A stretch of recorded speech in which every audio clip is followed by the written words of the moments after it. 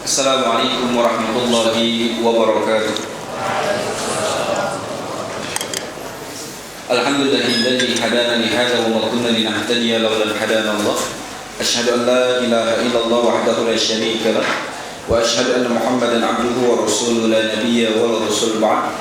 Allahumma shalli ala Muhammad wa ala ali Muhammad kama shallaita ala Ibrahim wa ala ali Ibrahim innaka Hamidul Majid. Wa barik ala Muhammad wa ala ali Muhammad kama barakta ala Ibrahim wa ala ali Ibrahim innaka Hamidul Majid.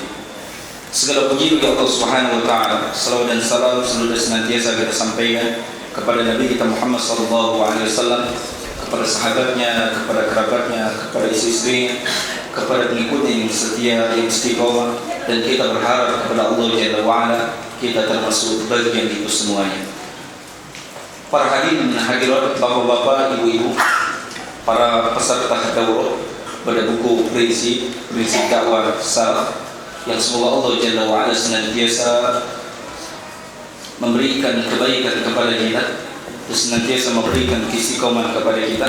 Walhamdulillah, hari ini setelah beberapa hari yang lalu, mungkin beberapa pekan yang lalu, teman-teman para bapak dan ibu semuanya mendaftarkan dan lihat antusias yang luar biasa. Dan mudah-mudahan Allah senantiasa memberikan kebaikan sebagaimana disampaikan oleh Rasulullah sallallahu alaihi wasallam, "Man yuridu khairan yufaqihu fid din."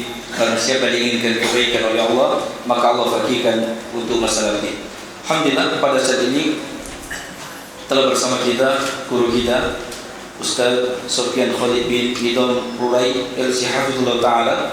Sedikit biografi beliau, pendidikan beliau terlahir di kota Buraidah, Provinsi Al-Qasim, Arab Saudi, dan beliau juga menghadiri majlis umum di Masjid Haram dan Masjid Nabawi. S1 Fakultas Syariah di Jakarta. Nah, dan sedikit kegiatan beliau membina di Ma'had Imam Asy-Syafi'i program pendidikan dari sunnah, dan juga membina Yayasan Markas Ta'awun Dakwah dan Bimbingan Islam. Beberapa karya beliau, yang pertama di antaranya 2 kalimat syahadat, makna rukun, syarat, cakupan, konsekuensi dan koreksi kesalahan-kesalahan dalam penafsirannya. Yang kedua, 25 dosa syirik, 10 kaidah tauhid dan cabang-cabangnya, dan beberapa kitab-kitab yang lain yang beliau karang. Nah, semoga Allah Jalla wa ala senantiasa menjaga beliau. Sedikit para jamaah, para bapak-bapak dan ibu peserta daurah pada kesempatan ini, sedikit kita akan menyampaikan beberapa agenda yang insyaallah kita akan lalui dan mungkin juga telah di-share di grup. Di antaranya jam 7:30 sampai 8 itu registrasi peserta, dan 8 insyaallah sampai jam 8.15 pembukaan. 8:15 sampai 19.30 insyaallah daurah sesi yang pertama, itu pembahasan awal di kitab Ushul Dakwah Salafiyah. Selanjutnya nanti pukul 9.30 sampai pukul 9.50 kopi break dan rehat sejenak. Insyaallah akan lanjut lagi nanti di sesi yang kedua pukul 9.50 sampai 11.40. Insyaallah ini akan lanjut. Selanjutnya akan dilanjutkan lagi 11.52 sampai selesai, itu salat subuh berjamaah. Ini secara gambaran kami mohon kepada para jemaah semuanya, bapak dan ibu semuanya, untuk memperhatikan dengan sesama. Jika merasa ngantuk, mungkin kalau sudah tidak mampu ditahan, mohon segera untuk berwudu sehingga kita dapat memaksimalkan apa yang telah disampaikan guru kita. Untuk memanfaatkan waktu kepada beliau, kita persilakan. Bismillahirrahmanirrahim. Assalamualaikum warahmatullahi wabarakatuh. Innal hamdalillahi nahmaduhu wa nasta'inuhu wa nastaghfiruh wa na'udzu billahi min syururi anfusina wa sayyiati a'malina. May yahdihillahu fala mudhillalah wa may yudlil fala hadiyalah. Asyhadu an la ilaha illallah wahdahu la syarikalah wa asyhadu anna Muhammadan abduhu wa rasuluh. Sallallahu alaihi wa ala alihi wa sahabatihi ajma'in wa man tabi'ahum bi ihsanin ila yaumiddin. Amma ba'd. Fa ikhwani wa akhwati fillah rahimani wa rahimakumullah. Semoga Allah Subhanahu wa taala senantiasa mencurahkan rahmatnya kepada kita sekalian. Kita akan membedah sebuah kitab yang berjudul Usulud Da'wah As-Salafiyah, yang artinya prinsip-prinsip dakwah salafiyah, yaitu dakwah yang sesuai dengan manhaj as-salaf, metode generasi as-salaf, generasi pertama umat Islam yang diperintahkan oleh syariat untuk mengikuti beliau, mengikuti mereka, para ulama salaf tersebut. Kitab ini disusun oleh Fadilatul Syekh Al-Allamah Dr. Abdussalam bin Barjas Alu Abdul Karim, salah seorang ulama ahli sunnah di abad ini, rahimahullahu ta'ala. Semoga Allah subhanahu wa ta'ala merahmati beliau. Dan metode kita dalam membedah kitab ini hanyalah sekedar meringkas 10 prinsip dakwah ahli sunnah yang disebutkan dalam kitab ini. Karena dengan waktu kita yang terbatas, kalau kita baca semuanya tentu tidak akan selesai. Oleh karenanya insyaallah ta'ala kita akan meringkas pada poin-poin yang paling penting dalam kitab ini. Dan di bagian muqaddimah, penulis rahimahullah menjelaskan ada 2 sebab utama mengapa beliau menyusun kitab ini. Sebab yang pertama adalah banyaknya golongan-golongan yang menisbatkan diri kepada dakwah as-salaf. Mereka mengklaim bahwa mereka juga mengikuti generasi salaf, padahal kenyataannya tidak demikian. Apa yang mereka lakukan bahkan dalam akidah bertentangan dengan akidah para ulama as-salaf, sehingga perlu diluruskan agar kita tidak terjerumus dalam kelompok-kelompok tersebut. Sebab yang kedua, golongan-golongan ini juga memanfaatkan tokoh-tokoh dari kalangan ulama ahli sunnah. Mereka seakan-akan pengikut para ulama ahli sunnah, tetapi ucapan-ucapan ulama tersebut mereka bawa kepada pemahaman mereka, tidak seperti yang diinginkan oleh ulama tersebut. Di sini beliau berikan satu contoh. Golongan Ikhwanul Muslimin yang berpusat di Mesir dan sudah tersebar di seluruh dunia, mereka membaca dan menyebarkan kitabnya Syekh Muhammad bin Ibrahim rahimahullahu ta'ala. Beliau adalah ulama besar,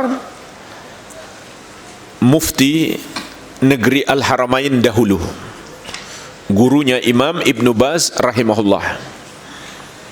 Beliau punya kitab khusus yang berbicara tentang tahkimul qawanin,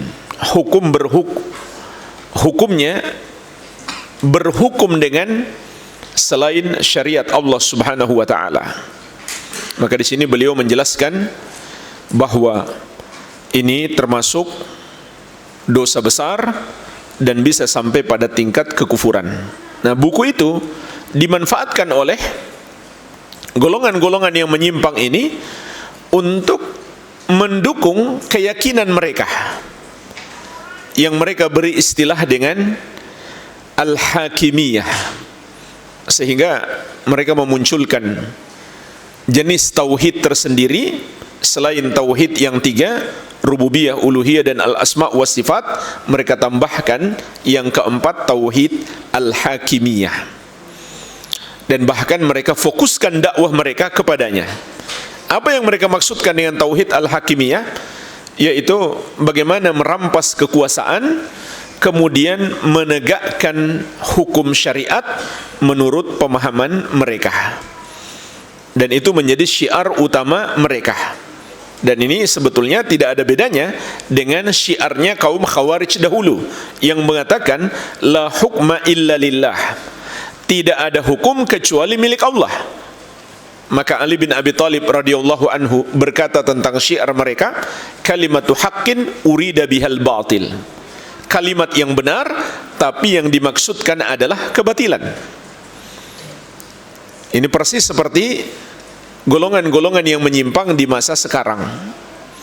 Sangat bagus penegakan hukum di satu negara, bahkan itu hukumnya wajib, tapi memfokuskan dakwah kita untuk merampas kekuasaan dan yang dibahas itu saja, itu tidak sesuai dengan dakwah ahli sunnati wal jamaah. Menentang pemerintah, bahkan sampai mengkafirkan pemerintah, menghalalkan segala cara demi meraih tampuk kekuasaan. Setelah berkuasa pun ternyata mereka tidak benar-benar menegakkan syariat. Kenapa? Takut. Takut apa? Takut didemo, takut dilengsarkan. Jadi apa yang mereka tempuh dari awal sampai akhir sebetulnya tidak sesuai dengan syariat, tapi mereka memanfaatkan kitab-kitab para ulama ahli sunnah. Sama juga dengan kelompok yang lain, mereka mudah mengkafirkan seorang muslim padahal belum terpenuhi syarat-syarat pengkafiran, meskipun dia terjerumus dalam kekafiran dan belum hilang penghalang. Mereka juga menggunakan kitab-kitab para ulama terdahulu, padahal pemahaman terhadap kitab-kitab tersebut tidaklah sama dengan pemahaman mereka. Jadi di sini penulis rahimahullahu taala ingin meluruskan ini. Inilah jemaah sekalian paling tidak dua hal yang menjadi sebab beliau menyusun kitab ini. Kita masuk saja pada al-aslul awwal. Prinsip yang pertama, al-ihtimam wal inayatu bi talabil ilmi syar'i wat tafakku fid din. Mementingkan dan memberi perhatian yang besar terhadap kegiatan menuntut ilmu syar'i dan tafakku fid din, berusaha mendalami ilmu agama. Ini termasuk prinsip utama dakwah ahli sunnati wal jamaah. Perhatian yang besar terhadap ilmu, yang mana perhatian ini hampir tidak dimiliki oleh berbagai macam jamaah atau kelompok-kelompok selain ahlus sunnah, selain yang mengikuti manhaj salaf. Ada yang lebih perhatian kepada urusan politik, ada yang lebih perhatian kepada urusan ekonomi, dan lain-lain. Tidak perhatian kepada ilmu. Padahal ilmu adalah syarat diterimanya amalan kita, dan ilmu harus didahulukan sebelum ucapan dan perbuatan. Sebagaimana perintah Allah kepada Nabi sallallahu alaihi wasallam dalam surat Muhammad ayat ke-19. Fa'lam annahu la ilaha illallah wastaghfir li dzambika walil mu'minin.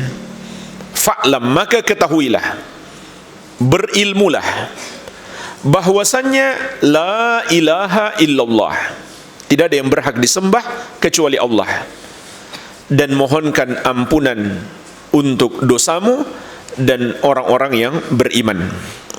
Al-Bukhari rahimahullah di dalam As-Sahih mengatakan tentang ayat ini, fabada'a bil ilmi qabla al-qawli wal amal.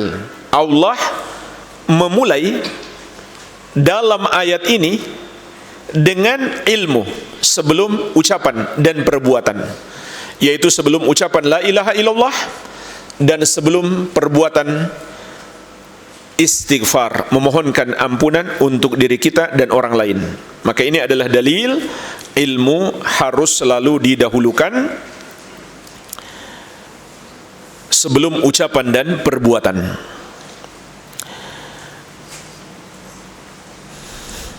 Dan juga dengan ilmu kita bisa mengenal jalan kebenaran dan membedakannya dengan jalan yang menyimpang. Tanpa ilmu tidak mungkin kita bisa mengenalnya. Allah Subhanahu wa taala mengingatkan kita dalam surat Al-An'am ayat 153. Wa anna hadza sirati mustaqiman fattabi'uh. Dan bahwasannya inilah satu jalanku yang lurus, maka ikutilah jalan itu. Wala tattabi'us subula, dan jangan kamu mengikuti as-subul, jalan-jalan yang lain. Fatafarraqa bikum an sabili, karena itu akan membuat kalian tercerai-berai dari satu jalan Allah yang lurus.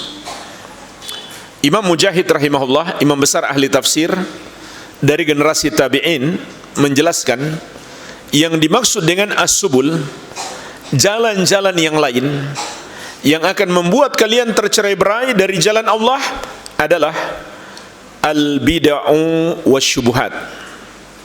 Bid'ah-bid'ah dan syubhat-syubhat. Bid'ah artinya yang diada-adakan dalam agama, yang tidak pernah diajarkan oleh Nabi Muhammad sallallahu alaihi wasallam. Sedangkan syubhat artinya pemahaman-pemahaman yang baru, yang tidak sesuai pemahaman as-salaf. Meskipun kelihatannya ada dalilnya, ada ayatnya, ada hadisnya, tapi pemahamannya tidak sesuai pemahaman para sahabat. Maka itulah yang dimaksud dengan as-subul, jalan-jalan yang membuat kita terpecah belah. Oleh karenanya, jelas bagi kita yang dimaksud dengan jalan yang lurus, kalau begitu adalah mengikuti sunnah, mengikuti petunjuk Nabi sallallahu alaihi wasallam dan para sahabat radhiyallahu taala anhum ajmain.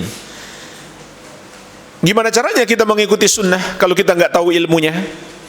Maka kita perlu belajar, terutama akidah. Bagaimana akidah yang sesuai dengan sunnah? Kemudian ibadah, bagaimana petunjuk-petunjuk Nabi sallallahu alaihi wasallam dalam setiap amal ibadah beliau. Begitu pula adab dan akhlak beliau.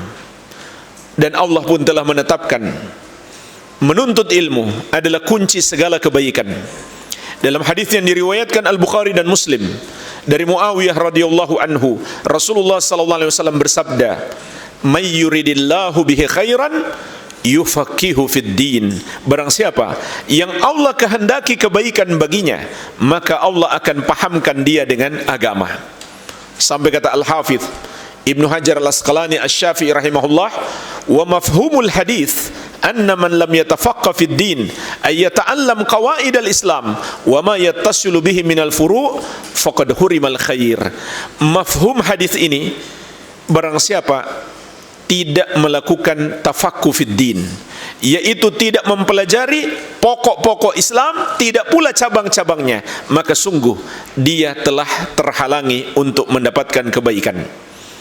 Dalam hadis yang diriwayatkan Imam Muslim dari sahabat yang mulia Abu Hurairah radhiyallahu anhu, Rasulullah sallallahu alaihi wasallam bersabda, "Man salaka tariqan yaltamisu fihi ilman, sahalallahu lahu bihi tariqan ilal jannah." Barang siapa menempuh satu jalan untuk belajar ilmu agama, maka Allah akan mudahkan baginya jalan menuju surga. Semoga kedatangan kita hari ini di masjid yang mulia ini untuk belajar ilmu agama menjadi sebab Allah mudahkan kita untuk masuk surga. Jadi jemaah sekalian, ini di antara perbedaan antara dakwah ahli sunnah dan dakwah-dakwah yang lainnya. Perhatian yang besar kepada ilmu. Oleh karenanya jemaah sekalian, kita harus berhati-hati, karena setan akan terus berusaha memalingkan kita dari ilmu.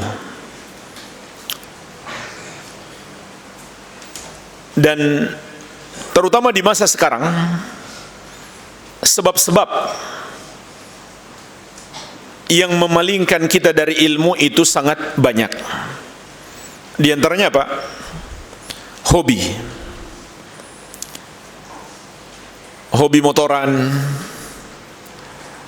hobi jalan-jalan, meskipun hobinya mungkin bermanfaat, hobi olahraga bagus, tapi jangan sampai membuat kita terpalingkan dari ilmu. Hobi itu sekedarnya saja, jangan jadikan itu sebagai aktivitas utama kita. Yang jadi tujuan utama kita adalah ilmu. Hobi itu selama tidak bertentangan dengan syariat, maka sifatnya mubah. Tapi kalau sudah memalingkan kita dari ilmu, lebih banyak waktu kita untuk hobi kita, itu tanda-tanda setan memalingkan kita dari ilmu. Dan Imam Ibnul Jauzi rahimahullah dalam kitab Talbis Iblis, ini kitab yang sangat penting untuk dibaca, dipelajari, karena beliau menyebutkan di sini berbagai macam bentuk tipuan iblis kepada manusia supaya tersesat. Sampai pun beliau menyebutkan bagaimana iblis menyesatkan ulama. Masih dirinci lagi, iblis menyesatkan ahli hadis, bagaimana iblis menyesatkan ahli fikih. Tapi yang paling banyak beliau sebutkan di kitab ini, bagaimana iblis menyesatkan golongan sufiyah, tarekat, tasawuf. Padahal awal kemunculan tasawuf itu masih baik, cuma sekedar mengajak untuk hidup zuhud, tidak mementingkan dunia. Tapi kenapa kemudian muncul banyak kesesatan dari golongan tasawuf? Imam Ibnul Jauzi rahimahullah, dari banyaknya tipu daya setan yang beliau sebutkan dalam kitab ini, maka beliau sebutkan yang nomor satu apa? Kata beliau, i'lam anna awwala talbis iblis ala nas sadduhum anil ilm. Ketahuilah, perangkap iblis yang pertama atas manusia sehingga manusia tersesat adalah menghalangi mereka menuntut ilmu. Li'annal ilma nurun, karena ilmu itu adalah cahaya. Fa idza atfa'a masabihahum khabbatahum fi dhulam kaifa syaa. Maka apabila iblis telah memadamkan lentera-lentera mereka, maka dengan mudahnya dia akan menjerumuskan mereka di lubang-lubang dalam kegelapan sesuai kehendaknya. Artinya, orang yang bodoh mudah disesatkan. Dengan ilmu kita bisa mengenal kebenaran dan membedakannya dengan jalan-jalan yang menyimpang. Dan kebanyakan orang-orang yang tersesat itu punya semangat ibadah, punya semangat beramal, tapi malas menuntut ilmu. Inilah yang diinginkan oleh iblis, sehingga ibadah mereka pun pada akhirnya keluar dari petunjuk Nabi Muhammad sallallahu alaihi wa ala alihi wasallam. Kemudian beliau memberikan sebuah faedah penting. Ilmu itu ada dua macam. Yang pertama, yang bersifat fardu ain, yaitu ilmu yang dengannya tegak agama kita. Yang paling penting adalah ilmu tauhid. Begitu pula ibadah-ibadah yang pokok seperti solat, puasa, zakat, haji, dan lain-lain. Maka ini ilmu yang bersifat fardu ain. Setiap muslim harus mempelajarinya, tidak peduli profesinya apa. Apakah dia seorang ustadz atau orang biasa, atau seorang pedagang, seorang dokter, wajib mempelajari ilmu ini karena sifatnya fardu ain. Tidak mungkin dia bisa beragama tanpa ilmu ini. Yang kedua, ilmu yang bersifat fardu kifayah. Ilmu yang bersifat fardu kifayah ini biasanya berkaitan dengan orang tertentu. Kalau dia berprofesi pedagang, berarti dia harus pelajari hukum-hukum dalam perdagangan itu. Begitu pula mendalami ilmu tertentu sifatnya fardu kifayah, seperti belajar ilmu waris. Tidak wajib bagi semua orang. tapi wajib bagi para ulama maupun para penuntut ilmu.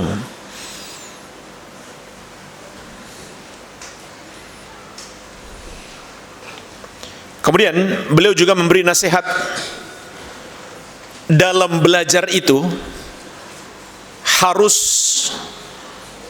mengikuti kaidah yang benar, mengikuti cara menuntut ilmu yang benar. Di antaranya adalah belajar kitab demi kitab. Itu cara menuntut ilmu yang benar. Hadiri majelis kajian kitab secara rutin, barulah kita akan memiliki malaka ilmiah, kemampuan ilmiah, pemahaman yang benar terhadap ilmu agama. Kalau kita cuma sekedar menghadiri kajian-kajian tematik saja, atau kita datang ke majelis ilmu kalau ada ustadz dari luar daerah, itu di satu sisi memang bagus, tapi di sisi lain tidak bisa kita mendalami ilmu agama secara benar. Kalau kita ingin benar-benar mendalami ilmu agama, harus ikut kajian kitab rutin. Para ulama umumnya membagi 3 tingkatan. Pertama, tingkatan dasar, kitab-kitab dasar. Yang kedua, tingkatan menengah. Yang ketiga, tingkatan tinggi. Kita ikuti kajian kitab-kitab ini sesuai dengan tingkatan kita. Ini yang akan membentuk pemahaman yang benar terhadap ilmu agama. Dan ini jemaah sekalian sangat membantu kita untuk lebih istiqamah, lebih kuat berpegang teguh dengan kebenaran.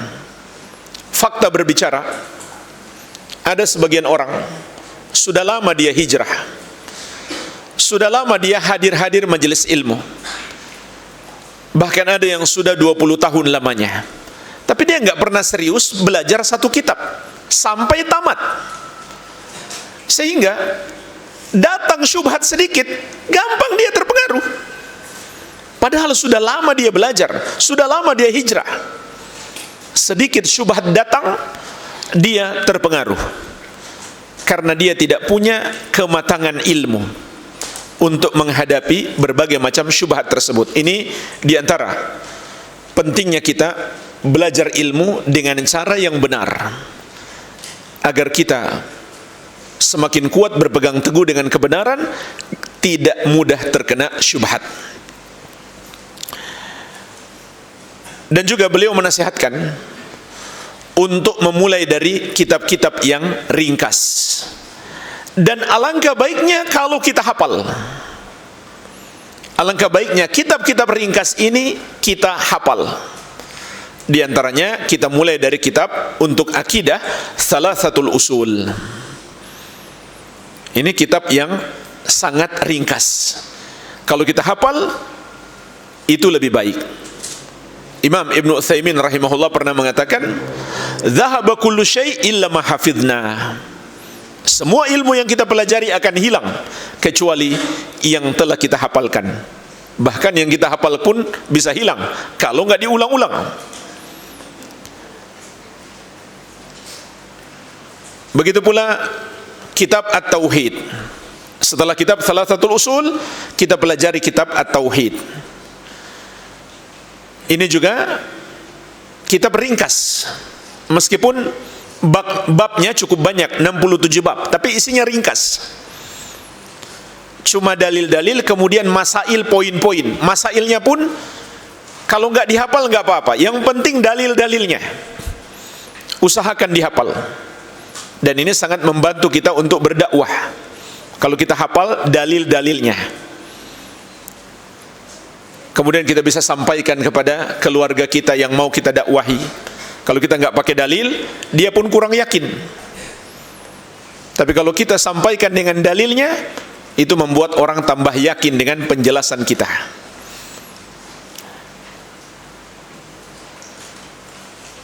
Kemudian setelah itu kita hafalkan kitab Al-Aqidah Al-Wasithiyah. Ini contoh jamaah sekalian, urutan kitab dalam akidah. Pelajari dulu kitab Thalathatul Usul dari awal sampai selesai. Dan di masa sekarang Allah mudahkan kita. Andai kita berhalangan hadir, minta rekamannya. Kalau perlu kita titip, tolong teman kita untuk merekam, meskipun cuma dalam bentuk audio, kemudian kirim ke kita. Kemudian setelah Thalathatul Usul, naik kepada kitab At-Tauhid. Selesai kitab At-Tauhid, bisa naik kepada Aqidah Wasithiyah. Demikian seterusnya. Ini contoh dalam akidah. Jadi demikian cara belajar. Pelajari kitab demi kitab, dari kitab-kitab dasar, menengah, dan atas, sampai selesai. Baru kemudian pindah ke kitab berikutnya.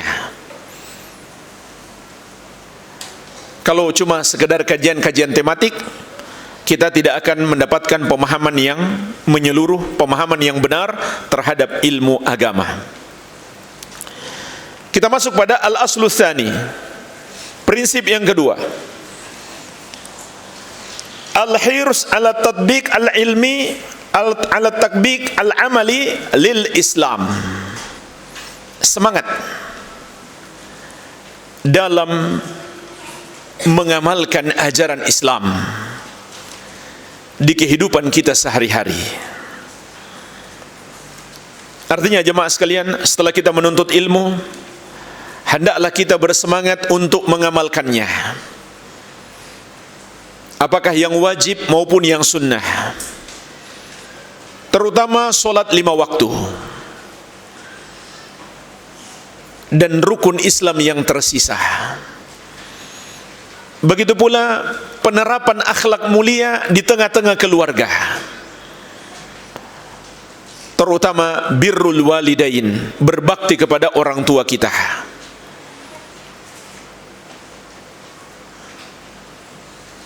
Rasulullah sallallahu alaihi wasallam mengingatkan kita, al-walidu awsatu abwabil jannah. Orang tua itu adalah pintu surga yang paling tengah. Artinya pintu surga yang terbaik. Rasulullah sallallahu alaihi wasallam juga mengingatkan kita, khairukum li ahli wa ana khairukum li ahli.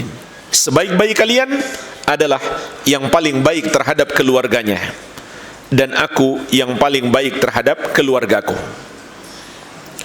Dan inilah jemaah sekalian yang setiap hari kita minta kepada Allah dalam doa kita. Ihdinas siratal mustaqim, siratal ladzina an'amta alaihim. Ya Allah, berikanlah kami hidayah ke jalan yang lurus, yaitu jalannya orang-orang yang Engkau berikan nikmat atas mereka.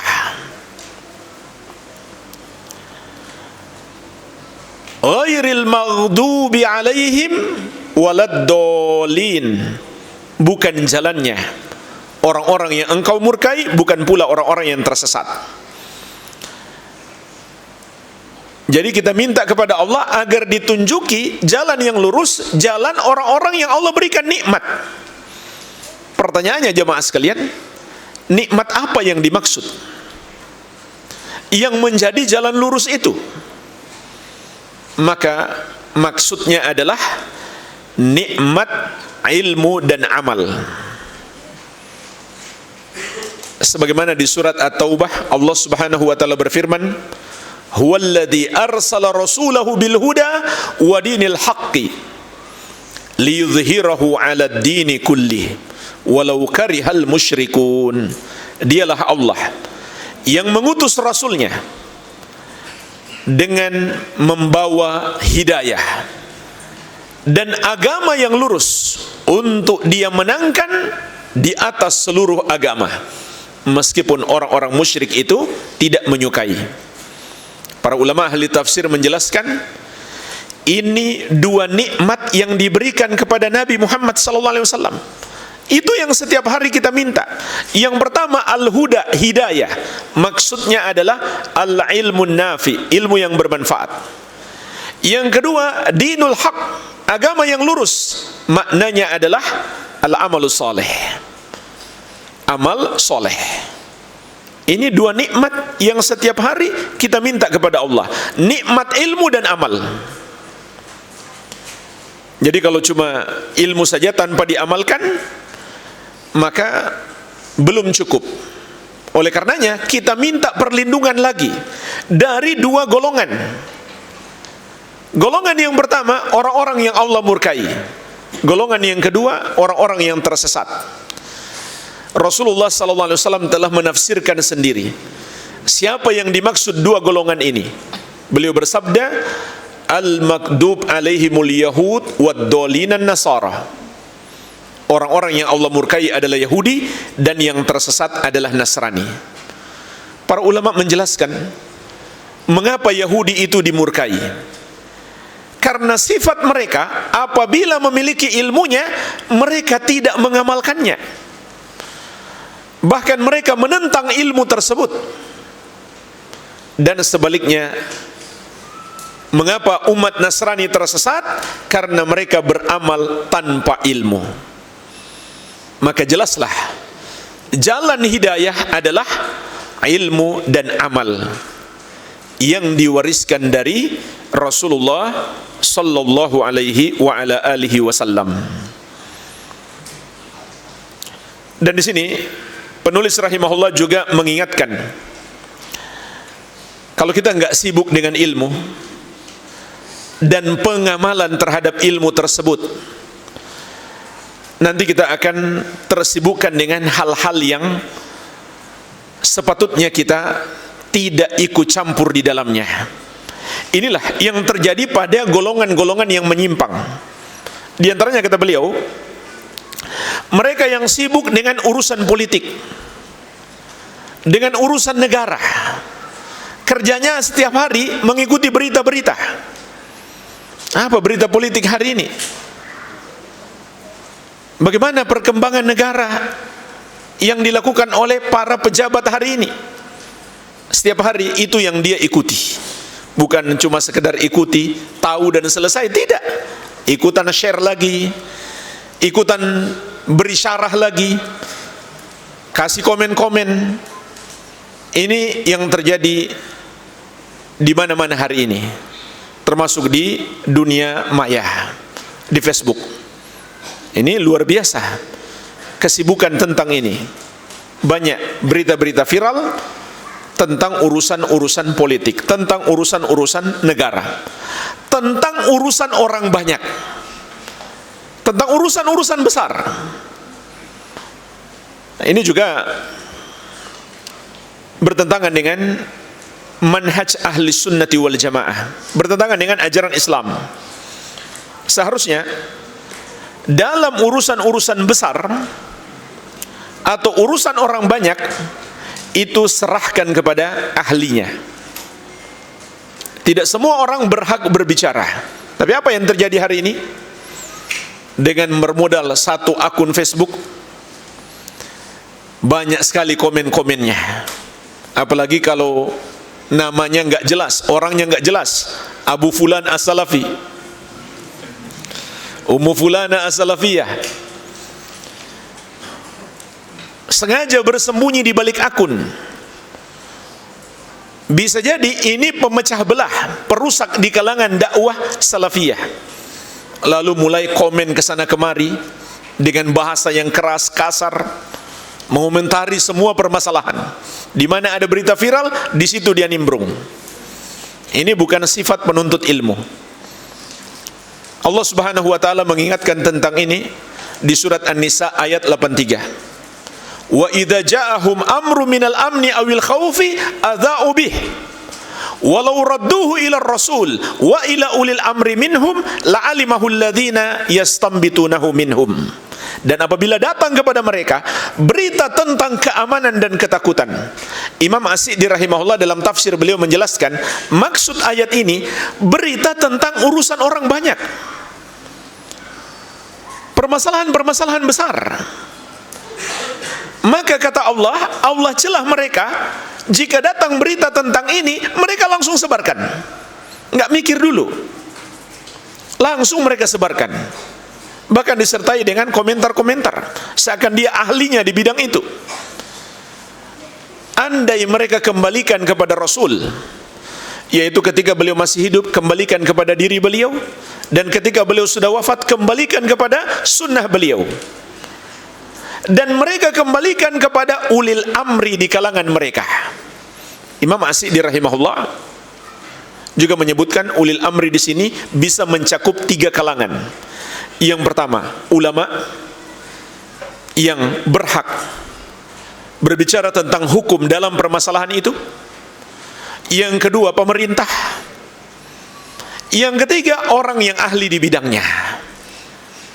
Maka la'alimahul ladzina yastambitunahu minhum. Niscaya orang yang menginginkan kebenaran akan mengetahui dari ulil amri tersebut. Sebagai contoh jamaah sekalian, pembicaraan yang orang mengira ini mudah, gampang saja dia berbicara, yaitu tentang kapan harus berjihad, dan kapan harus berhijrah, dan kapan harus sabar. Seperti yang terjadi pada saudara-saudara kita di Palestina.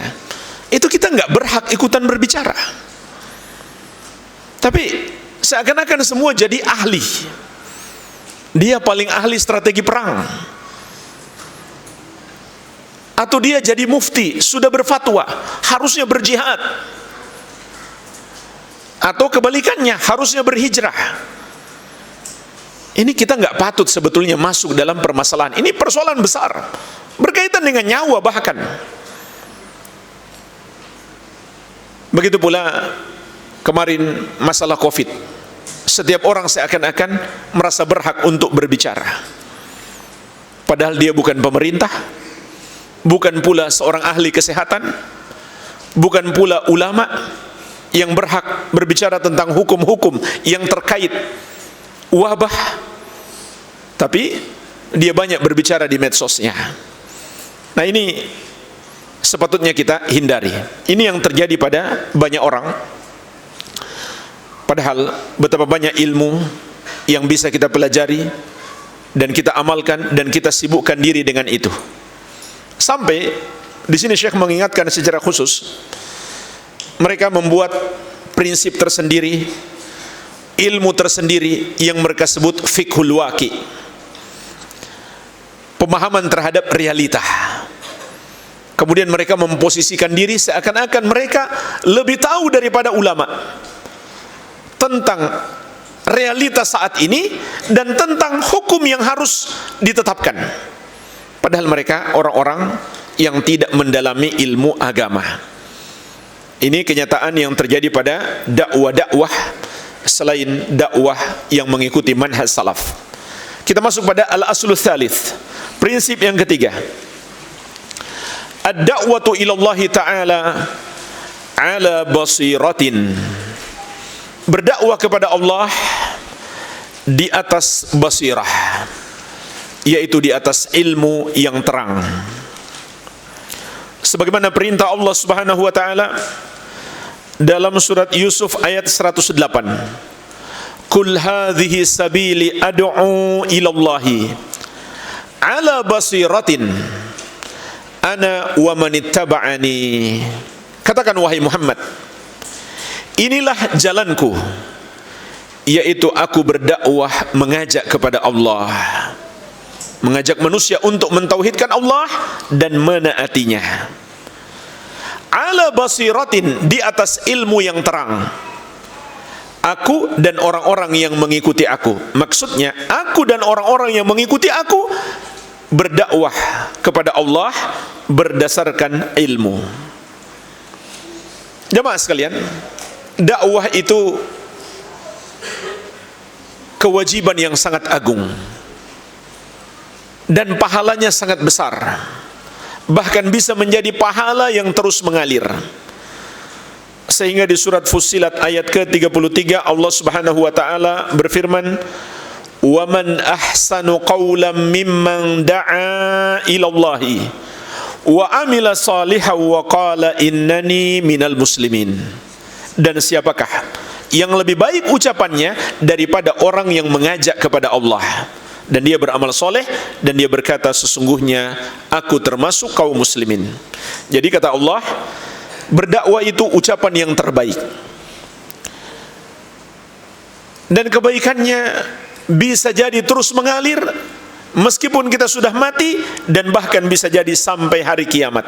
Sebab Nabi sallallahu alaihi wasallam mengatakan, "Man da'a ila hudan kana lahu minal ajri mithlu ujuri man tabi'ahu la yanqusu dzalika min ujurihim syai'a." Barang siapa mengajak kepada hidayah, mencontohkan satu kebaikan, maka dia akan mendapatkan pahala orang-orang yang mengikutinya tanpa mengurangi pahala mereka sedikit pun.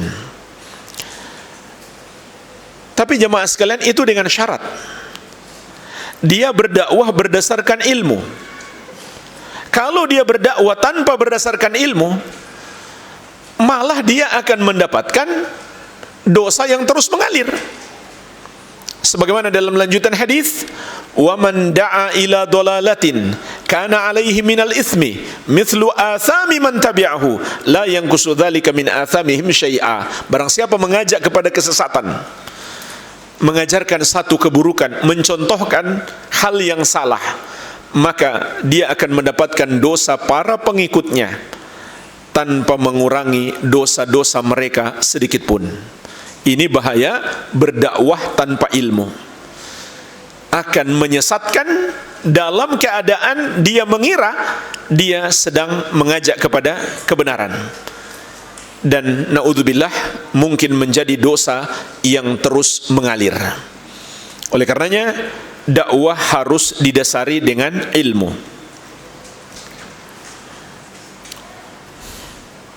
Bahkan jemaah sekalian, ilmu yang kita butuhkan mencakup 3 macam ilmu.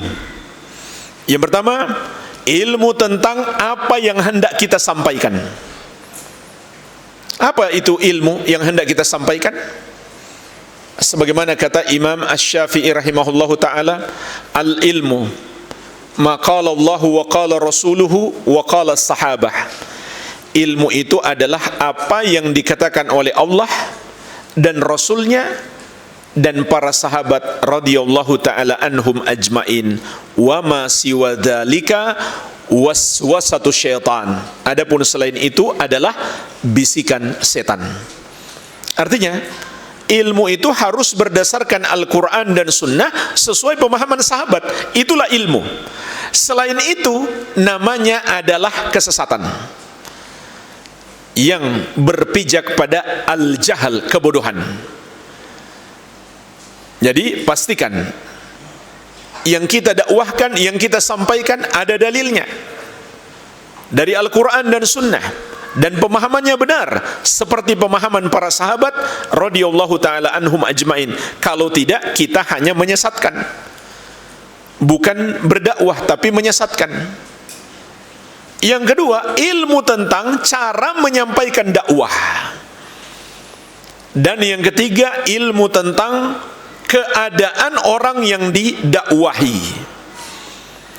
Dan secara garis besarnya jemaah sekalian, ilmu yang kedua dan ketiga ini Allah sebutkan di surat An-Nahl ayat 125. Ud'u ila sabili rabbika bil hikmah wal mau'izatil hasanati wajadilhum billati hiya ahsan. Ajaklah ke jalan Rabbmu dengan hikmah dan nasihat yang baik, dan debatlah dengan cara yang terbaik. Imam Ibnu Qayyim rahimahullah menjelaskan maksud ayat ini adalah 3 metode dakwah untuk menghadapi 3 jenis orang.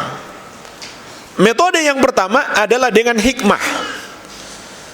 Cukup disampaikan satu hukum dengan lemah lembut, orang itu langsung terima apabila dia pencinta kebenaran, penuntut ilmu. Golongan yang kedua perlu dengan al-mau'izatul hasanah. Ini lebih berat dibandingkan yang pertama. Golongan yang kedua untuk menghadapi orang yang ketika menerima nasihat belum mau langsung ikut.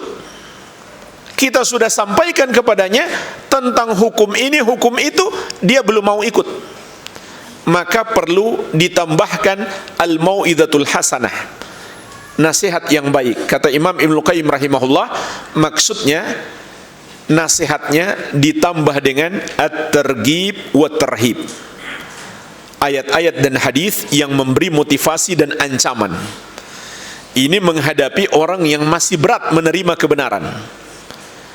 Kemudian golongan yang ketiga, golongan yang menentang. Maka orang yang ketiga ini barulah kita gunakan wajadilhum billati hiya ahsan. Debatlah dia dengan cara yang terbaik. Jadi tidak perlu didebat kalau dia tidak menentang. Yang menentang dakwah itulah yang didebat. Tapi ingat, Allah mengatakan debat dengan cara yang terbaik. Cara yang terbaik itu dengan ilmiah dan dengan adab yang baik dan dengan niat yang ikhlas. Jadi ini 3 macam ilmu yang kita perlukan di dalam berdakwah. Termasuk jemaah sekalian, penulis rahimahullah mengingatkan bahaya kalau kita tidak berdakwah berdasarkan ilmu. Kita mungkin terjerumus dalam metode-metode dakwah yang menyimpang. Sehingga di sini beliau mengatakan inna wasaila dakwah ilallah tauqifiyah. Sesungguhnya metode-metode dakwah kepada Allah bersifat tauqifiyah, harus berdasarkan dalil. Dan beliau bahkan punya kitab khusus tentang ini. Penulis rahimahullah punya kitab khusus tentang ini, wasailud dakwah tauqifiyah. Metode-metode dakwah itu bersifat tauqifiyah, harus berdasarkan dalil. Tapi bedakan dengan sarana dakwah. Metode dakwah itu ibadah. Kalau sarana dakwah itu tidak harus berdasarkan dalil. Ibadahnya bukan di situ. Sedangkan bagaimana cara kita berdakwah itu adalah ibadah yang harus sesuai petunjuk Nabi sallallahu alaihi wasallam. Adapun sarana-sarana berdakwah tidak masalah.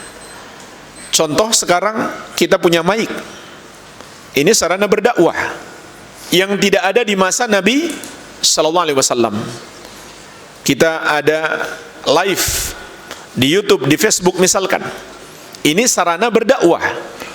Ini tidak ada masalah. Kita menemukan sesuatu yang baru. Tapi bagaimana cara berdakwah atau metode-metode dakwah itu bersifat tauqifiyah, harus berdasarkan dalil. Tidak boleh kita memunculkan cara-cara baru dalam berdakwah yang Nabi SAW tidak contohkan. Meskipun jamaah sekalian itu bermanfaat, meskipun mungkin ada orang yang dapat hidayah melalui dakwah seperti itu. Beliau berikan beberapa contoh dakwah yang menyimpang, meskipun mungkin bermanfaat, yaitu dakwah dengan menggunakan nasyid, nyanyian-nyanyian. Dan ketika pertama sekali muncul dakwah seperti ini, diingkari oleh para ulama ahli sunnah, dan muncul dari kalangan sufiyah, tarekat tasawuf. Karena memang mereka nggak belajar, nggak menuntut ilmu, punya semangat ibadah, semangat juga berdakwah, tapi tidak menuntut ilmu, sehingga segala metode yang mereka anggap baik mereka lakukan. Maka mereka pun memunculkan nyanyian-nyanyian sebagai metode untuk berdakwah ataupun metode untuk ibadah.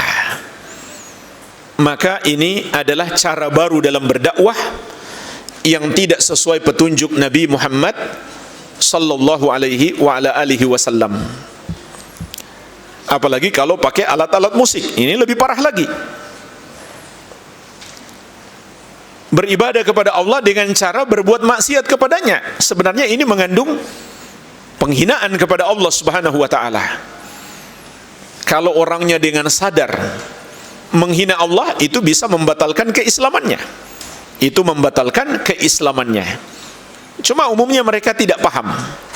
Mereka mengira itu baik.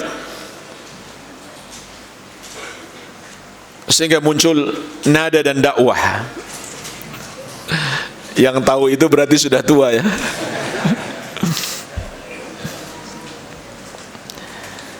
Kalau pakai alat musik itu lebih parah lagi. Ulama 4 mazhab itu sepakat alat musik hukumnya haram. Nabi SAW bersabda, la yakunanna aqwamun min ummati yastahilluna al-hira wal harira wal khamra wal ma'azif. Akan ada nanti segolongan dari umatku yang menghalalkan zina, sutra bagi laki-laki, khamar dan alat-alat musik. Meskipun tidak menggunakan musik, kalau ini digunakan untuk ibadah, maka ini termasuk mengada-ada di dalam agama.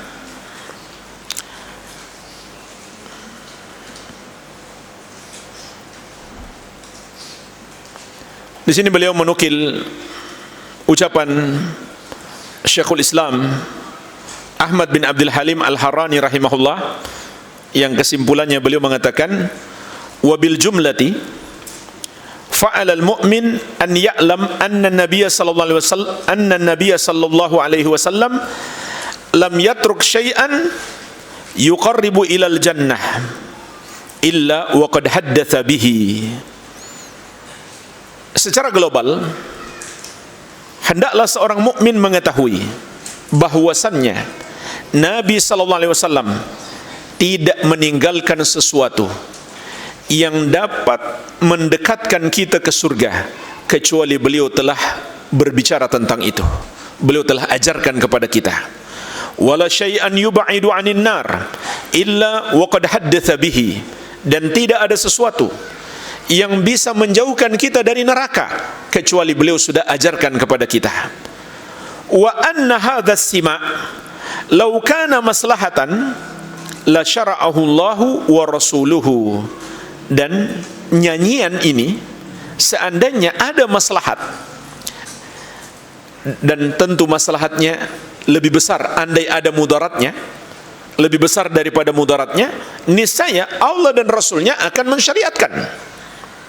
Fa inna Allah ta'ala yaqul, karena sesungguhnya Allah Subhanahu wa ta'ala berfirman, al-yawma akmaltu lakum dinakum wa atmamtu alaikum ni'mati wa raditu lakumul islam madina. Pada hari ini telah kusempurnakan untukmu agamamu dan telah kucukupkan nikmatku kepadamu, yaitu nikmat Islam, dan telah aku ridhoi Islam sebagai agama bagimu. Nah, di sini ada ucapan beliau yang sangat penting. Wa idza wajada fihi manfaatan liqalbihi, maka apabila seseorang mendapatkan padanya, pada nyanyian itu, suatu manfaat bagi hatinya, walam yajid syahida dzalika la minal kitab wala minas sunnah, namun dia tidak ketemukan dalilnya, tidak dari Al-Quran, tidak pula dari As-Sunnah, lam yaltafit ilaih, jangan dia menoleh kepadanya. Berarti itu sebenarnya bukan manfaat yang baik bagi kita, atau mudaratnya lebih besar dibanding manfaatnya. Makanya dalam beribadah, termasuk dalam berdakwah, jangan mengikuti perasaan. Rasanya kok ini bagus ya, anak-anak muda pada suka paling. Maka kita cobalah di sekitar masjid ini kita buat kafe, kemudian kita bikin tempat nyanyian-nyanyian Islami. Insya Allah banyak anak muda tertarik. Itu kan perasaan. Meskipun terbukti, tapi tidak ada dalil dari Al-Quran dan Sunnah, kata beliau, hendaklah kita tidak menoleh kepadanya, hendaklah kita berpaling darinya.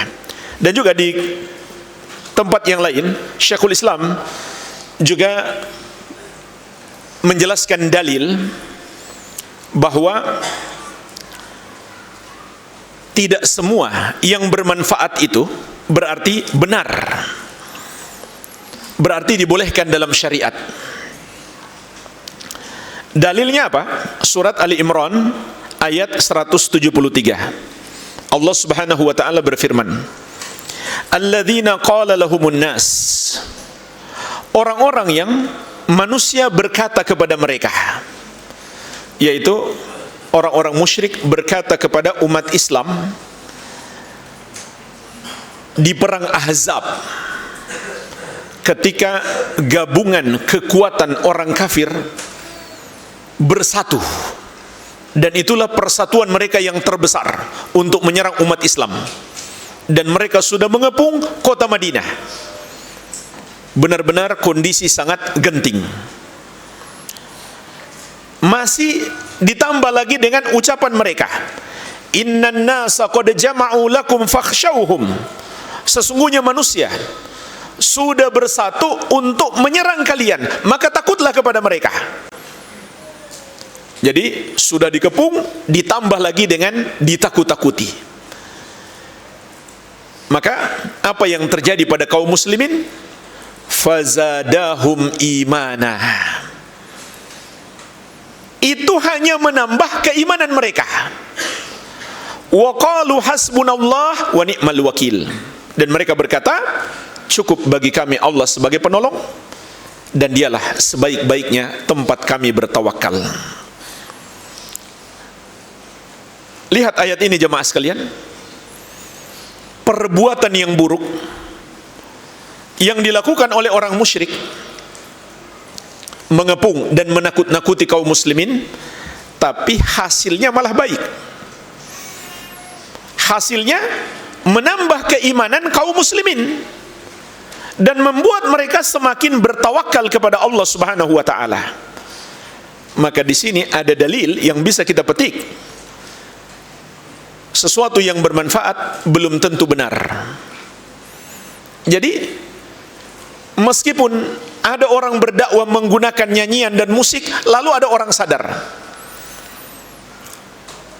lagunya misalkan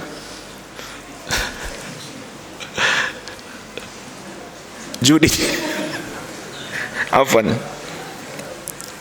bahaya judi dan khamar misalkan ya. Kemudian ada orang yang bertobat, nggak mau lagi main judi, nggak mau lagi minum khamar. Apakah nyanyiannya itu apakah nyanyiannya itu menjadi baik? Tidak, tetap salah. Atau contoh lain, ada orang sembuh setelah datang ke dukun. Apakah perdukunan itu menjadi benar? Tidak, tetap salah. Dan itu banyak yang terjadi. Ke dokter, ke sana kemari, uangnya habis, nggak sembuh-sembuh. Sekali ke dukun sembuh. Itu pernah terjadi jemaah sekalian. Dan itu permainan setan. Dokter nggak bisa mengusir setan, masalahnya ketika ke dukun, dukun memberi persembahan kepada setan ini, setannya pergi, jadi sembuh dia otomatis. Setan tidak lagi mengganggu dia. Orangnya juga disuruh kasih persembahan supaya nggak ganggu lagi. Jadi sudah terjerumus syirik, kemudian sembuh. Dan itu bukan nikmat, itu hanyalah istidraj. Jadi hasil yang baik belum tentu benar menurut syariat.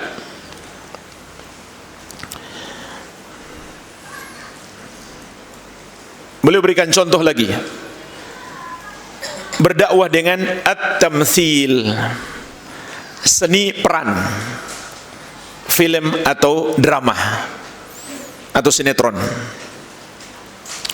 Maka ini juga cara yang baru. Meskipun ada ulama yang membolehkan, seperti Imam Ibnu Utsaimin rahimahullah, tetapi kalau kita kembali kepada dalil, Nabi SAW tidak mencontohkan cara seperti itu. Sehingga Imam Ibnu Baz rahimahullah menegaskan ini cara yang baru, yang tidak dicontohkan oleh Nabi SAW. Ditambah lagi itu tasyabbuh kepada orang-orang kafir. Meskipun ada khilaf ulama, kita tinggalkan untuk kehati-hatian, itu lebih afdal. Dan penulis di sini menegaskan itu termasuk cara baru, meskipun ada manfaatnya, sepatutnya ditinggalkan. Dan kalau setiap cara baru itu diterima, maka akan bermunculan cara-cara baru yang lainnya. Jadi jemaah sekalian, bedakan antara cara berdakwah dan sarana berdakwah. Sarana berdakwah tidak ada masalah. Kita temukan hal-hal yang baru. Tapi bagaimana cara kita berdakwah, tidak boleh kita munculkan hal-hal yang baru yang tidak sesuai petunjuk Nabi sallallahu alaihi wa ala alihi wasallam. Al-aslur rabi, kita masuk prinsip yang keempat. Al-ihtimam bi aqidati salaf, ilman wa amalan wa ta'liman. Perhatian terhadap akidah salaf dalam mempelajari ilmunya, mengamalkannya, dan mengajarkannya. Ini termasuk prinsip dakwah ahli sunnah, dakwah salafiyah yang paling utama. Memberi perhatian, bahkan memprioritaskan dakwah akidah, mempelajari akidah dan menyebarkannya, terutama akidah tauhid yang menjadi tujuan kita diciptakan di muka bumi ini. Sebagaimana firman Allah Subhanahu wa taala, "Wa ma khalaqatul jinna wal insa illa liya'budun." Dan tidaklah aku menciptakan jin dan manusia kecuali agar mereka beribadah kepadaku. Ibnu Abbas radhiyallahu anhuma mengatakan, "Kullu ma warada fil Qur'ani minal ibadah fa ma'naha tauhid." Semua kata ibadah yang terdapat dalam Al-Qur'an artinya adalah tauhid. Maka tauhid tujuan kita diciptakan. Begitu pula Allah jadikan ini sebagai misi utama diutusnya seluruh nabi dan rasul alaihi wassalatu wassalam. Di antaranya di surat An-Nahl ayat ke-36. Wa laqad ba'atsna fi kulli ummatin rasulan an ibudullaha wajtanibut tagut. Dan sungguh kami telah mengutus pada setiap umat itu seorang rasul. Setiap rasul menyerukan kepada kaumnya, sembahlah Allah dan jauhilah tagut, jauhilah semua ibadah kepada selain Allah Subhanahu wa taala.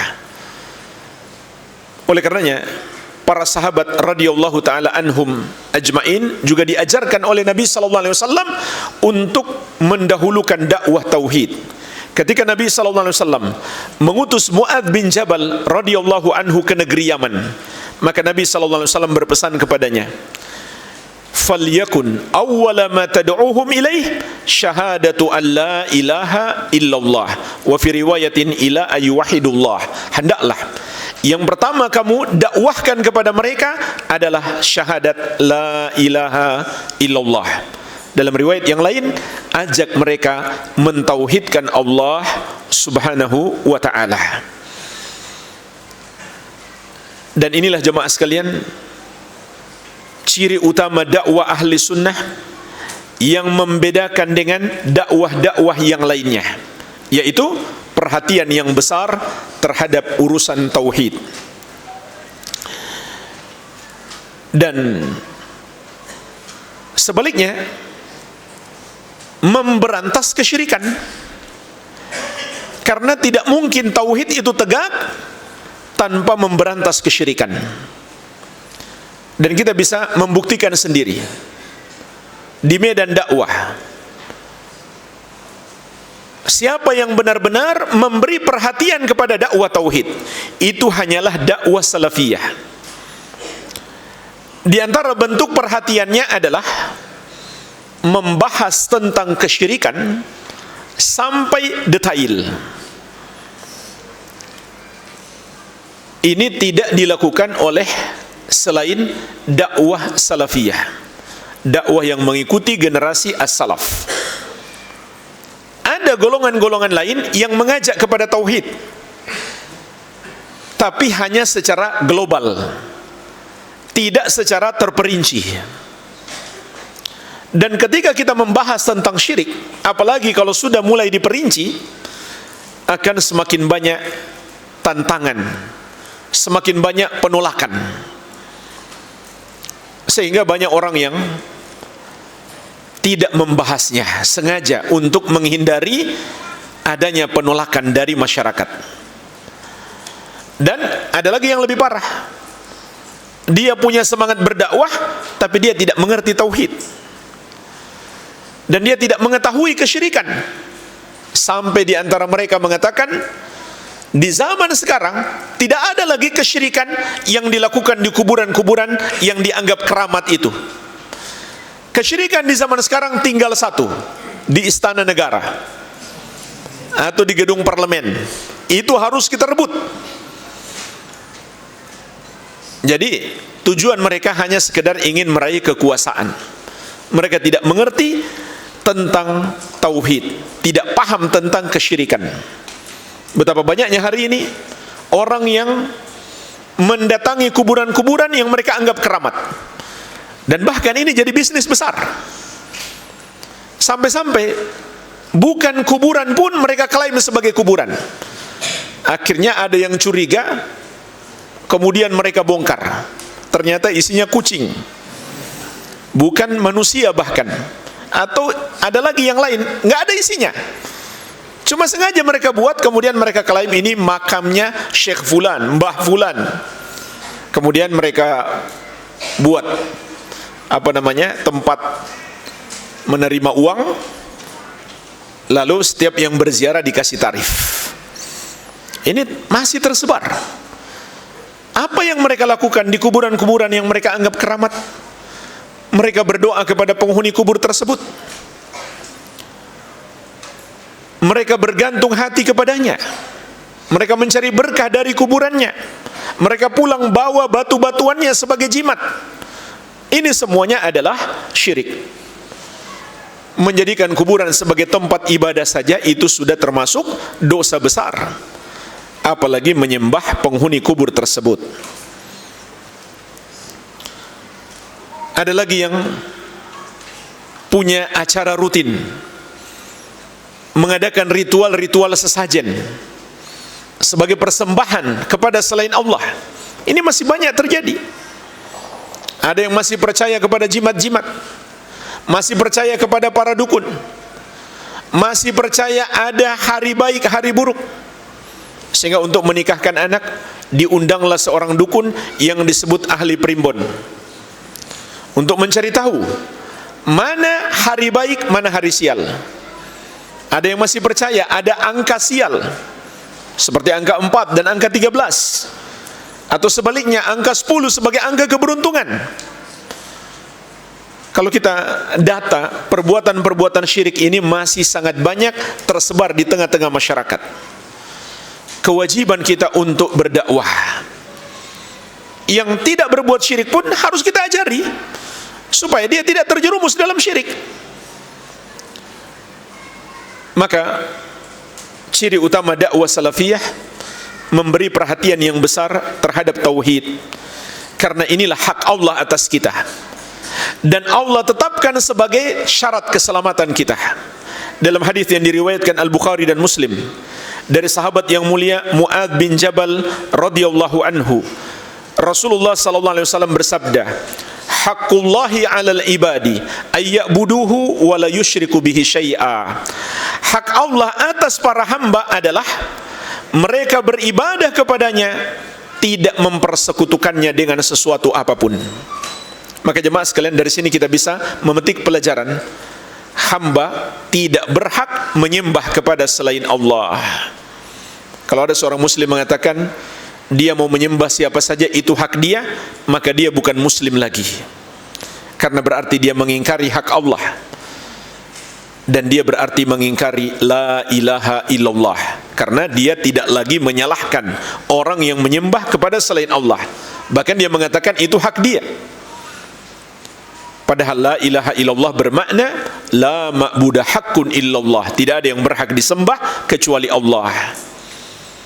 maka Allah tidak pernah memberikan hak kepada hamba untuk menyembah kepada selainnya. Oleh karenanya, orang yang menyembah selain Allah dihukumi oleh Allah sebagai pelaku dosa terbesar yang disebut musyrik, lagi kafir. Kalau itu haknya, tentu dia tidak berdosa dong. Ternyata dia dianggap berdosa, bahkan pendosa terbesar. Lalu apa hak kita sebagai hamba?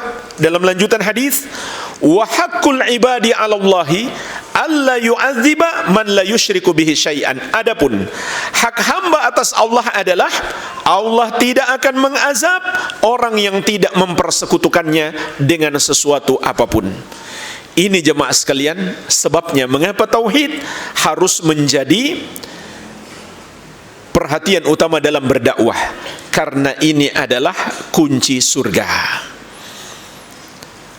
Allah Subhanahu wa taala menjamin melalui lisan Rasulnya sallallahu alaihi wasallam bahwa Allah tidak akan mengazab orang yang tidak mempersekutukannya dengan sesuatu apapun.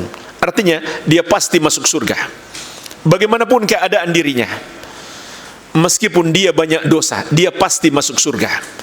Hanya saja ada yang masuk surga secara langsung, ada yang singgah dulu di neraka. Oleh karenanya kita tetap tidak boleh meremehkan dosa-dosa, meskipun itu bukan dosa kesyirikan dan kekufuran. Karena meskipun sebentar di neraka, itu tentu adalah azab yang sangat pedih. Akan tetapi kita harus yakin, jika dia tidak berbuat syirik, andai dia masuk neraka, pasti suatu hari dia akan dimasukkan ke dalam surga. Ini akidah yang disepakati ulama ahli sunnati wal jamaah. Al-aslul khamis, kita masuk pokok dakwah salafiyah yang ke-5. Mungkin ini yang terakhir sebelum kita istirahat.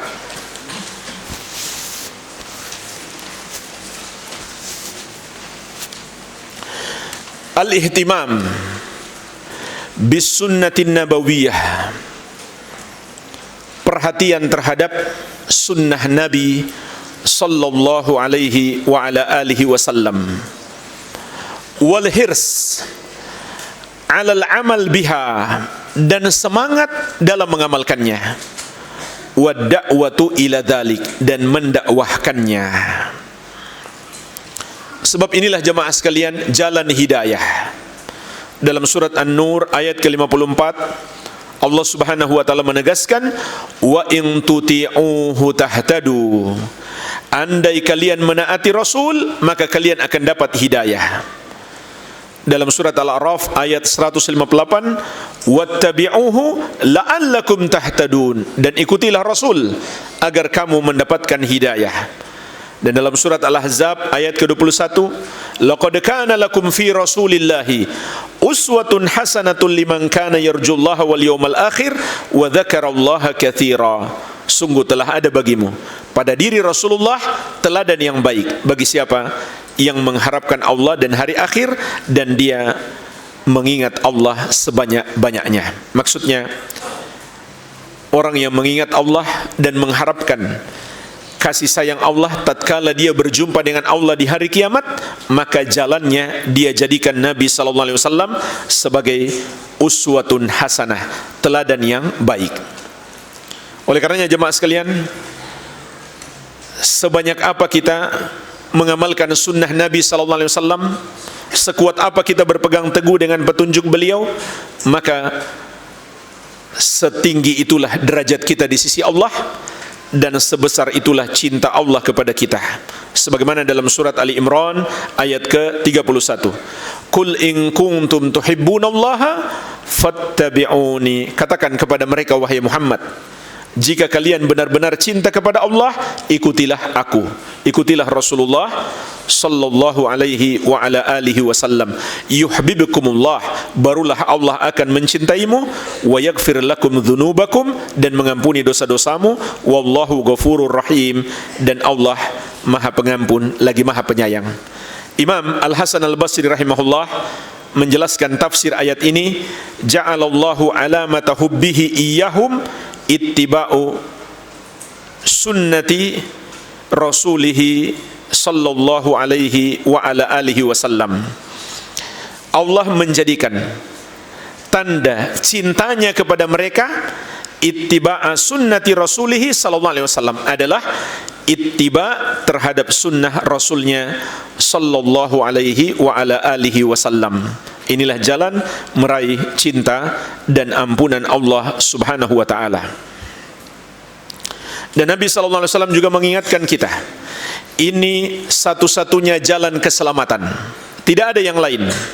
Dalam hadis Al-Irbad bin Sariyah radhiyallahu anhu, beliau menceritakan, wa adhana Rasulullah sallallahu alaihi wasallam mau'izatan dzarafat minhal uyun. Rasulullah sallallahu alaihi wasallam pernah memberikan nasihat kepada kita dengan nasihat yang membuat mata mencucurkan air mata. Wa wajilat minhal qulub, dan hati-hati pun bergetar. Faqulna ya Rasulullah, inna hadhihi mau'izah muwaddi. Kami pun berkata, ya Rasulullah, ini adalah nasihat orang yang hendak berpisah. Fa'ausina, maka berikanlah kami wasiat. Qala, maka Nabi sallallahu alaihi wasallam memberikan wasiat. Taraktukum 'alal bayda, aku telah meninggalkan kalian di atas sesuatu yang putih. Artinya ajaran beliau itu sangat jelas. Lailiha kanahariha, sampai malamnya bagaikan siangnya. La yazigu anha ba'di illa halik, tidak ada yang menyimpang darinya sepeninggalku kecuali dia pasti binasa. Maksudnya dia tersesat. Wa may ya'ish minkum fasayara ikhtilafan katsira, dan siapapun yang hidup di antara kalian, dia akan melihat banyak perselisihan. Maksudnya muncul berbagai macam bid'ah di dalam agama sehingga terjadi perselisihan umat Islam. Fa'alaikum bisunnati, maka hendaklah kamu tetap berpegang teguh dengan sunnahku, wa sunnatil khulafa ar-rasyidin al-mahdiyyin min ba'di, dan sunnah para khulafa ar-rasyidin yang mendapatkan petunjuk sepeninggalku. Addu 'alaiha bin nawajidh, gigit sunnah itu dengan gigi geraham kalian. Artinya kita hendaklah berpegang dengan erat terhadap sunnah tersebut. Dan sunnah, jemaah sekalian, dalam pengertian syariat, sunnah yang terdapat dalam dalil syar'i, artinya sebagaimana kata Al-Allamah Ibnu Utsaimin rahimahullah dalam kitab beliau Syarah Lum'atil I'tiqad, ketika beliau menjelaskan hadis ini, hadis Al-Irbad bin Sariyah radhiyallahu anhu, apa yang dimaksud dengan sunnah di situ? Kata beliau, sunnah di situ maksudnya adalah makana alaihi nabiyyu sallallahu alaihi wasallam wa ashabuhu min aqidatin au amalin. Ajaran Rasulullah sallallahu alaihi wasallam dan para sahabat beliau, baik itu akidah, keyakinan-keyakinan hati, maupun amalan-amalan yang zahir, apakah itu ucapan atau perbuatan. Artinya seluruh petunjuk Nabi sallallahu alaihi wasallam yang diamalkan dengan baik oleh para sahabat, itulah sunnah. Dan dalam riwayat yang lain, di hadis Irbad bin Sariyah radhiyallahu anhu, dalam lanjutan hadisnya Nabi sallallahu alaihi wasallam menjelaskan tentang bid'ah. Kata beliau, wa iyyakum wa muhdatsatil umur, hendaklah kalian menjauhi perkara-perkara yang baru di dalam agama. Fa inna kulla muhdatsatin bid'ah, karena semua yang baru dalam agama itu bid'ah. Wa kulla bid'atin dhalalah, dan setiap bid'ah itu sesat. Dalam riwayat yang lain, wa kulla dhalalatin finnar, ada tambahan, dan setiap yang sesat tempatnya di neraka. Jadi dalam satu hadis Nabi sallallahu alaihi wasallam menyuruh kita mengikuti sunnah dan melarang kita berbuat bid'ah. Maka kita pun paham sunnah di sini lawannya adalah bid'ah.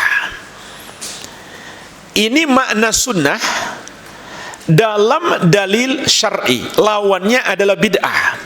ini juga makna sunnah dalam penamaan ahlu sunnati wal jamaah. Lawannya adalah ahlul bid'ah wal furqah, bukan ahlul makruh wal haram. Jadi bukan sunnah di sini lawannya adalah makruh, tidak. Tapi lawannya adalah bid'ah. Adapun sunnah yang lawannya makruh bukan yang dibicarakan dalam hadis ini, bukan pula yang termasuk dalam kalimat ahlus sunnah wal jamaah. Itu kalau kita sedang berbicara tentang hukum fikih. Dan itu istilah yang baru muncul belakangan di kalangan para ulama fikih. Tapi di masa dahulu, dalam hadis Nabi SAW, sunnah yang dimaksud adalah keseluruhan petunjuk beliau. Dan bid'ah adalah kebalikannya. Al-Allamah Ibnu Utsaimin rahimahullah juga menjelaskan definisi bid'ah adalah ma uhditsa fid din ala khilafi ma kana alaihi Rasulullah sallallahu alaihi wasallam wa ashabuhu min aqidatin au amalin. Apa yang diada-adakan dalam agama yang tidak sesuai petunjuk Rasulullah sallallahu alaihi wasallam dan para sahabat beliau, baik akidah, keyakinan hati ataupun amalan, yaitu ucapan dan perbuatan anggota tubuh. Maka hendaklah kita berpegang teguh dengan sunnah dalam semua sisi kehidupan kita. Ini termasuk perhatian utama di dalam dakwah ahli sunnati wal jamaah. Perhatian kepada sunnah Nabi SAW, terutama dalam akidah. Walhamdulillah, kita istirahat sebentar. InsyaAllah kita lanjutkan beberapa saat lagi. Wabillahi taufik. Assalamualaikum warahmatullahi wabarakatuh.